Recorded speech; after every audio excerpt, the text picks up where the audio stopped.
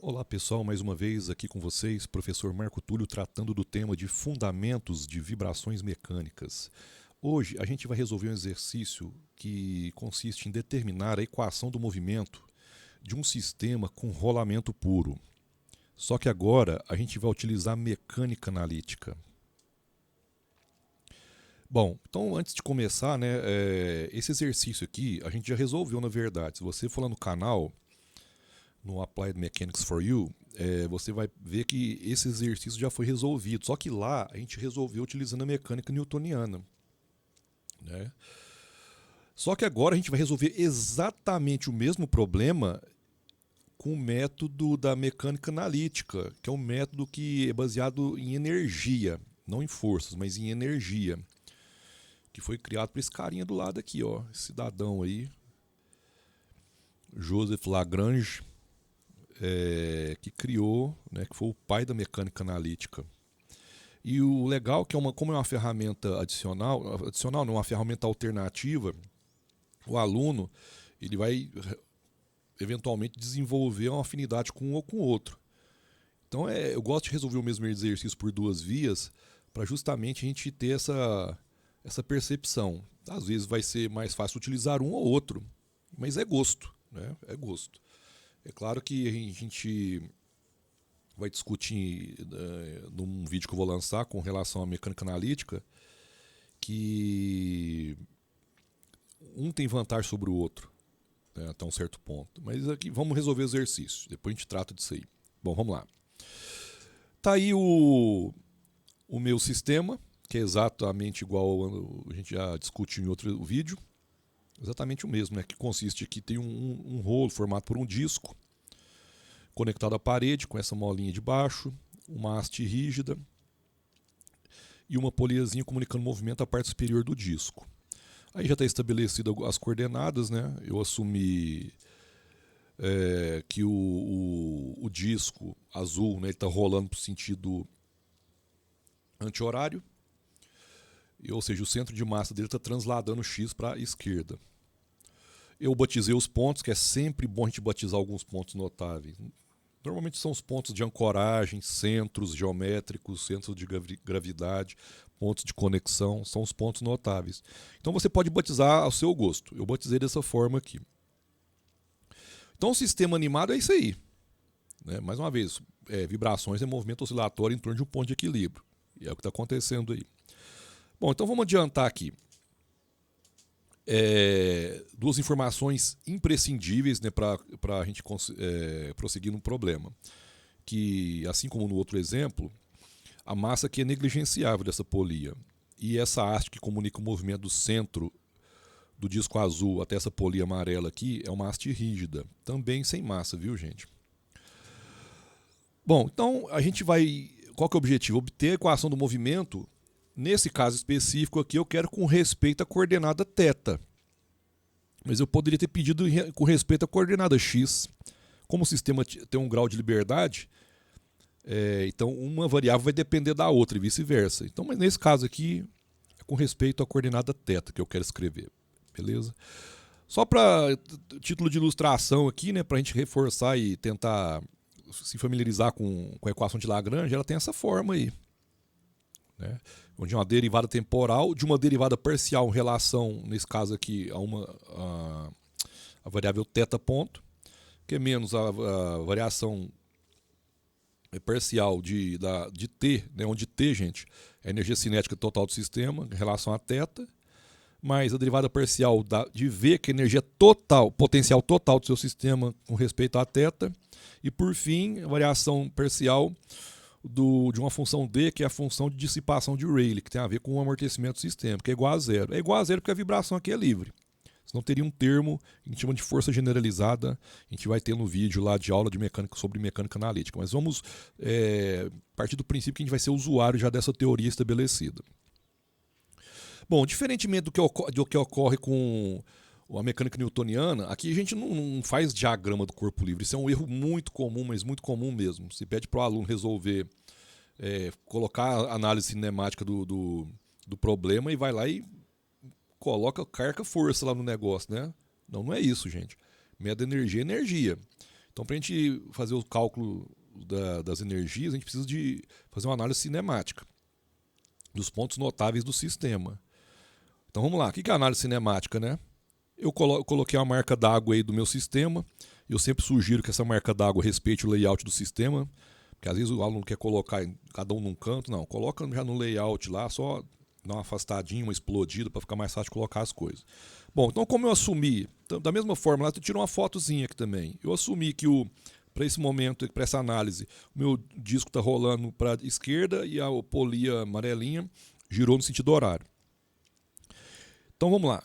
Olha só, eu coloquei, então meu θ está no sentido anti-horário e a gente tem que fazer uma análise global do sistema, né? Se o meu disco rolou para esquerda, como essa haste aqui é rígida, inevitavelmente ele puxou esse ponto D aqui, ó. O ponto D aqui, ele foi puxado. Então ele não rola de qualquer jeito. Não à toa o sistema é de 1 grau de liberdade só, certo? Então se ele veio para cá, inevitavelmente o ponto D deslocou para a direita também, para a esquerda também, perdão. Certo? Então você coloca essa setinha aqui, consonante com o que está acontecendo com o sistema, porque está todo acoplado. Então eu coloquei esse triângulo aí, né, para ficar fácil a gente entender um negócio. Esse triângulo vai nos permitir detectar e visualizar os deslocamentos dos pontos notáveis aqui. Quais são os pontos notáveis? Como eu disse, pontos notáveis são pontos de ancoragem de mola, de amortecedor, centros geométricos, basicamente isso. Então olha só, para esse caso aqui eu coloquei o ponto A lá em cima, ó, do sistema, ele se deslocou essa quantidade. O ponto C, que é o centro geométrico do disco, ele se deslocou essa quantidade menor, né? E por fim, esse ponto B aqui, onde está ancorada a mola, ele se deslocou a uma quantidade menor. Então perceba que isso aqui, ele forma um triângulo, né? E esse triângulo, no fim, ele forma um perfil de deslocamento que, por consequência, vai me dar um perfil de velocidades. Como a velocidade é derivada do temporal dos deslocamentos, então se isso acontece. E a gente sabe que no rolamento puro não há deslizamento. Isso é muito importante. Rolamento puro, não há deslizamento. Então esse ponto F, a cada instante de tempo, eu vou ter um único ponto de contato com um piso aí. Assumindo a superfície rígida, perfeitamente lisinha, lisa no sentido de formato, não que não vai ter atrito, porque tem que ter atrito, certo? Então a cada instante de tempo eu vou ter um ponto de contato. A gente chama esse ponto de contato, no caso esse ponto F, em física, né, em mecânica, a gente chama de centro instantâneo de rotação. Ou seja, naquele instante de tempo, ele está rotacionando em torno daquele ponto. E cada ponto de contato, a velocidade instantânea é zero. Instantânea é só você ver o triângulo aí, né, do perfil. É o vértice, né? Então tem deslocamento instantâneo. Então é um conceito muito, muito importante. Centro instantâneo de rotação. Então, instantaneamente, ele não desloca e instantaneamente ele não tem velocidade. Os outros pontos têm. Isso é típico da cinemática dos corpos rígidos, viu, pessoal? Quem tiver com dificuldade, dá uma olhadinha lá atrás, vem lá da cinemática dos corpos rígidos. Ora, então vamos lá. Se eu chamei de X o deslocamento do centro aqui, ó, ele está alinhado com o centro geométrico do disco, o deslocamento de C vai ser o próprio X. E aqui a gente aplica aquele conceito mais básico lá da 8ª série, ou 7ª, dependendo da época que a pessoa estudou, de onde estudou. Semelhança de triângulos, né? Se esse ponto está parado, se em X eu desloquei, se num tamanho R, que é o raio do disco, eu desloquei X, em 2R eu vou deslocar quanto? 2x, semelhança de triângulo simples. Então o deslocamento instantâneo aqui do meu XA, do ponto A é 2x, o XC é o próprio x, o XB é 3/4 de x. Não está colocado aqui, foi até um esquecimento meu, mas aqui perdão, isso aqui na verdade é meio, viu, gente? É meio. Foi um erro aqui no vídeo, tá? Isso aqui é meio. Vamos até consertar aqui ao vivo e a cores para a gente não ter problema. Esse deslocamento aqui, ó, ele é meio de x, Tá? Então está consertado o problema aí. Podemos continuar sem problemas, sem maiores obstáculos. Bom, então o XB é meio de X. Então, eu já adiantei, né? Esse triângulo sombreado aí é o perfil de deslocamento. Certo? Isso é muito importante. Lá então, eu coloco o ponto E, para a gente ver como é que deslocou, né? O ponto D, como é que deslocou? Já tinha adiantado, né? Mais uma vez, só lembrando. Isso é muito importante, essa análise global. Se o C deslocou para a esquerda, o D obrigatoriamente tem que deslocar para a esquerda. Por quê? Porque a haste é rígida. Se isso aqui girou para cá, então aqui também ele tem que ter girado no sentido horário. Então perceba que o A deslocou para a direita e o E deslocou para a esquerda. Isso, ó, guarda essa informação. Então andando, a gente vai ter que descobrir um vínculo cinemático, como eu disse, né? O sistema ele tem uma coordenada x e uma coordenada θ. Mas como o sistema tem um grau de liberdade só, eles são dependentes um do outro. Então tem apenas uma coordenada independente. Eu sei que o deslocamento x aqui, ó, do meu centro, do meu C, que é o centro geométrico do disco, é rθ, que é o raio vezes o deslocamento angular. E por consequência, minha velocidade, minha aceleração, que é x 2 pontos, é igual a r θ 2 pontos. Isso aqui é muito importante, informação do vínculo cinemático. É a partir do vínculo cinemático que eu posso escrever a equação do movimento em relação a uma variável ou outra. Lembre que eu quero escrever a equação em torno de θ. Importante, tá o carimbo aí. Então, vamos agora, como só tem mola, não tem amortecedor, vamos ver qual que é a deformação das molas. Eu tenho a molinha AE, olha a importância de dar nome para as coisas, ó.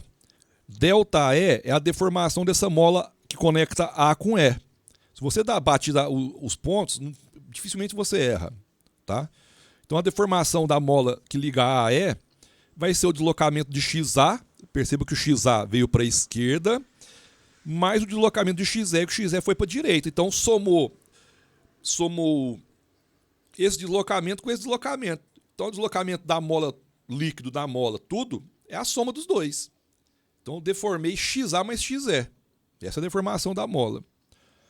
Se eu sei que o XA vale 2x e o XE vale x, então o deslocamento total da mola, AE, é 3x, é a soma. É a soma, viu? Raciocínio análogo aplicado à molinha lá de baixo. A importância, ó, GB. G está na parede, B está no meio lá de x. Então vai ser o deslocamento XG mais XB. Só que o XG, ele não desloca porque ele está pregado na parede, né? Então não anda, então é zero. Então eu vou ter simplesmente o deslocamento do ponto B. Olha lá, ó, 0 mais XB. Então simplesmente o que o B deslocou vai ser a própria deformação da mola. Que no caso aqui, ó, aqui está correto, lá que eu esqueci, mas está aqui, ó, meio de x. Então a gente já tem estabelecido claramente a deformação das molas. Essa informação é importantíssima. Prosseguindo. Então, como a mecânica analítica ela se baseia de energias, então vamos a elas. Vamos separar por categoria. Eu vou calcular primeiro todas as energias potenciais que estão incidindo aqui no meu sistema. Bom, vamos lá. Eu tenho a energia potencial elástica, porque eu tenho uma mola, né? Então eu coloco lá, ó, V, né? O Ezinho de elástico. Então, energia potencial elástica da mola AE, ó. Mais uma vez, eu sou intransigente nisso, viu, gente? Colocar nome nos pontos notáveis, para a gente não se perder. Então, a energia potencial da mola AE vai ser, a gente sabe que a energia potencial, por definição, é meio da rigidez, né, da mola vezes sua deformação ao quadrado. Não fica decorando kx ao quadrado, né? Não, é vezes a deformação da mola ao quadrado. A deformação de AE a gente já viu aqui embaixo que vale 3x. Então, se a gente prossegue aqui no desenvolvimento, olha o que vai acontecer. Meio de K, o deslocamento é 3x, a deformação ao quadrado. Então, é o 3x que foi ao quadrado integralmente. Então, de forma que fica com essa configuração. Vocês estão percebendo aqui que eu deixei o meio de fora e a variável ao quadrado de fora? Vocês vão entender a vantagem de se fazer isso. Porque eu poderia colocar aqui, né? 9/2 direto, não, senão 4 meios de kr ao quadrado. Não é errado, não. Mas isso é apenas uma sugestão de resolver, que vocês vão entender a vantagem de se deixar com essa configuração, o meio de fora e a variável ao quadrado lá também de fora. Então está calculada a energia potencial da mola AE, raciocínio similar para a mola de baixo, que é meio, mola BG, né? K, também a rigidez é K, não muda, a rigidez é a mesma. Vezes delta BG ao quadrado. Então, mesma coisa, agora a deformação é meio. Desenvolvo e da mesma forma, lá eu mantenho, eu aplico aqui o quadrado e separo o quadrado da variável para fora e meio para fora. Vocês vão ver o truque que facilita a nossa vida, viu? As contas, né? Deixa a parte de cálculo mais econômica. Então, de forma, eu não tenho uma... Vamos lá, a gente calcula energia potencial elástica. Tem outro tipo de energia potencial aqui atuando nesse sistema? Gravitacional não tem porque não teve mudança de cota. O CG não elevou nem abaixou nenhuma das partes do sistema. Energia potencial elétrica piorou, né? Não tem aqui. Então, basicamente, o que nós temos é energia potencial elástica. Então, a energia total é a soma dessas duas energias elásticas. Está aqui, ó. Já está somado aqui. Então, a energia potencial elástica, o resultado parcial está aí, ó, calculado. Lembre-se sempre, ó, deixei o meio de fora e variável de fora. Continuando. Cálculo de energia cinética. Energia cinética tem. Se tem massa, alguma massa em algum momento dos seus problemas, tem energia cinética. Tem que ter. A energia cinética, né, a gente representa pela letra T maiúsculo. Tá? A gente convenciona aqui T maiúsculo, vai depender, tem lugar que convenciona K maiúsculo, enfim, a gente tem a convenção que eu adoto, que eu gosto é essa aí. Então, T de energia cinética vai ser, o que tem energia cinética aí? Vamos lá, primeiro, essa polinha amarela aqui, como ela tem massa negligenciável, se não tem massa, não tem energia cinética, ponto, acabou. Agora, o que tem massa é o disco. Vocês estão percebendo que o disco ele tem um movimento de rolamento puro. Se é rolamento puro, gente, o que é rolamento puro na fritada dos ovos? Nada mais é que a superposição da translação do CG daquele elemento com a rotação do CG daquele elemento. Então é a soma de uma translação pura com uma rotação pura. Essa superposição. Então isso que é o rolamento puro, né? Então olha só, tem dois termos de inércia aqui, ó. Esse primeiro termo de inércia aqui é energia cinética de translação. Então o meu ponto C, ele está transladando, não está girando, está transladando, ele não está rotacionando, ele está só transladando. Então vai ser meio da massa do meu elemento, que é o disco, vezes a velocidade de C ao quadrado. Está aqui, estabelecido. Mas, agora, como eu tenho uma rotação em torno do C aqui, ó, em torno do C, então eu tenho uma energia cinética agora de rotação, que é análogo à fórmula, né? Que é meio do momento de inércia de massa em torno daquele ponto de giro que é o C, vezes a velocidade ao quadrado. Só que no caso, como é rotação, a velocidade angular ao quadrado. Então está aqui estabelecido, feito. Vamos desenvolver aqui. Como eu quero que tudo seja escrito em torno em função com respeito à coordenada θ, então esse xc aqui, ó, como é que eu faço para migrar de x para θ? Simples, é só vir no vínculo cinemático aqui, ó. O vínculo cinemático tem essa importância crucial, fundamental. Então eu mudei de planeta, né? Mas só que eu tenho a forma de mudar de planeta e retornar. Por isso a importância do vínculo cinemático. Então eu substituí xc por rθ, ponto, né? Ao quadrado e mantive aqui que já estava em θ. O movimento só para são coisas, como são figuras geométricas já clássicas, né? Círculo, disco. Você vai lá na tabela, o momento de inércia do disco em torno do seu CG para esse tipo de movimento, né? Que a gente chama, até no caso é o momento polar. Vai ser meio da sua massa raio ao quadrado. Então pronto, está tudo estabelecido aqui em função de θ. Então minha energia total aqui de cinética, desenvolvendo já começa a evoluir, E eu evoluo um pouco mais. Para que eu desenvolvi um pouco mais? Para justamente fazer a mesma jogadinha que eu fiz aqui em cima. Deixar o meio de um lado e a variável da velocidade ao quadrado do outro lado. E o que tiver no meio, entre parênteses, reservadinho. Então tá aqui. Como tem termo em comum, somei, deu isso aqui, ó. Já tá aqui. A energia cinética total do meu sistema. Bom, como eu já tenho todas as energias, vamos lá, vamos voltar aqui na equação de Lagrange. Eu não tenho amortecimento, então esse termo aqui vai para o saco já, ó. Esse aqui já vai para a salmoura, não salva, sai mesmo, certo? Então vamos aplicar a equação, os termos da equação de Lagrange, né? Vamos lá. Cálculo dos termos da equação de Lagrange. Primeiro eu vou calcular esse terminho que está entre parênteses aqui, ó. A variável, ó, a derivada da energia cinética com respeito à velocidade angular. Se eu derivar isso aqui, ó, em relação... Quem que é minha variável? Isso é importante. Minha variável é θ ponto. Se eu pegar esse t aqui, ó, t, a variável θ ponto está aqui. Para eu derivar em relação a θ ponto, ela é minha variável. Então eu baixo o grau, né? Desço o expoente aqui, acabou. Aí vocês estão vendo a importância? Lá em cima, né, ao quadrado. Aí do quadrado, quando vem aqui para baixo, o 2 vai cancelar com 2. Então sobra purinho o que tiver entre parênteses. Tá vendo a vantagem de deixar desse jeito? Meio de um lado e o θ do outro? O que tiver dentro do parênteses do colchete da chave, já vai ser aquela derivada já. Viu como é que facilita?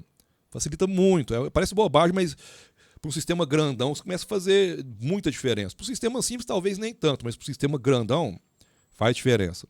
Se economizar nisso. Bom, então primeiro termo calculado. Agora, eu calculei só entre parênteses. Agora eu preciso calcular a derivada temporal do que está aqui dentro desse parênteses. Ó. dt do que a gente já calculou. Então vai ficar dt desse carinha que está aqui dentro desse parênteses. Percebam, θ ponto. Θ ponto nada mais é que dθ dt. Certo? Então se eu derivar o θ ponto, como é que vai ficar o resultado final? Simplesmente a derivar em relação ao tempo mais uma vez. Então o que era θ ponto passa a ser θ 2 pontos. Pronto, simples assim. Então já determinei essa parte da equação de Lagrange. Já está feita aí. Bola para frente. Vamos lá. Derivada, esse segundo termo aqui, ó. Derivada da energia cinética em relação a θ agora, né? θ ponto, a θ. Se você olhar a expressão da energia cinética aqui, tem θ aqui? Não, tem θ ponto, mas θ não tem. Ora, se não tem aquela variável que você vai derivar, tudo é constante. Então aquela derivada toda é nula. Está aqui, é nula. Como eu já adiantei, né, não tem amortecimento, o dρ de d com dρ de θ ponto é zero. E agora, por fim, esse termo da derivada parcial da energia potencial com relação a θ, a gente vai derivar isso aqui em relação a θ. Ó. A importância lá, ó. Aqui é o quadrado, vou derivar em relação a θ. Aqui é meio. Aí na hora que eu vou derivar, o 2 passa para cá, cancela. Então a derivada já é o próprio bonde que está entre parênteses, colchete ou chave. Viu como é que é simples? Se a gente faz essa forcinha lá antes no exercício, chega na frente, já chega mais aquecida a coisa, mais lubrificada. Então bora lá. Então fazendo essa continha aqui, eu chego que é 37 quartos de kr ao quadrado θ. Então aqui, gente, eu já determinei todos os termos da equação de Lagrange. Ora, se eu determinei todos os termos da equação de Lagrange, é simplesmente substituir isso na equação de Lagrange lá em cima. Eu já tenho os termos já determinados. Então se eu faço isso, olha o que vai acontecer. A equação do movimento está aí, pronto, ó, acabou. Substituir, está aí a equação do movimento. Se eu multiplico todo mundo aqui por 4, para eliminar o numerador, eu poderia ter parado aqui, viu, gente? Ó. Então, só para a gente comunizar aqui a solução desse problema com aquele anterior, daquele vídeo anterior que a gente resolveu por mecânica newtoniana, percebam, o resultado idêntico. Idêntico. E não poderia ser diferente, né, gente? Se o sistema é o mesmo e eu quero fazer a mesma coisa, que no caso eu ter equação do movimento, tinha que dar a mesma coisa.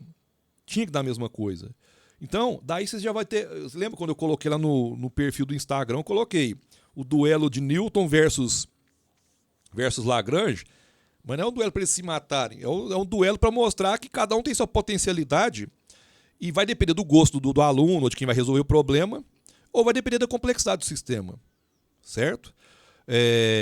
Então são duas ferramentas que vocês têm para determinar a equação do movimento para um sistema. Então tá feito. Espero que tenha gostado, que tenha sido útil. Quem gostou, compartilha com os colegas, para os amigos que estejam cursando a disciplina. Espero que seja útil para vocês. Grande abraço, até a próxima. Tchau.